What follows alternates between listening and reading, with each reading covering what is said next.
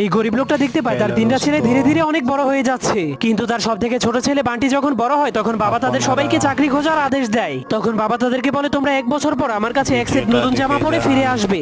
এরপর তারা 3 ভাই চাকরির খোঁজে একসাথে বাইরে বের হয়ে যায়, কিন্তু তারা 3 রাস্তার মোড়ে গিয়ে একজন আরেকজনকে বিদায় দিয়ে 3 জন 3 দিকে চলে যায়। কিন্তু সব থেকে ছোট ছেলে বান্টি একটা জঙ্গলের মধ্যে যাওয়ার পর একটা ব্যাংকে দেখতে পায়। তখন সেই ব্যাংকটা বান্টিকে বলে তুমি কি আমার জন্য কাজ করবে? তোমার কাজ হলো তুমি প্রতিদিন কাঠ কাটবে এবং আমাকে সঠিক সময়ে বিছানায় নিয়ে ঘুম পাড়াবে।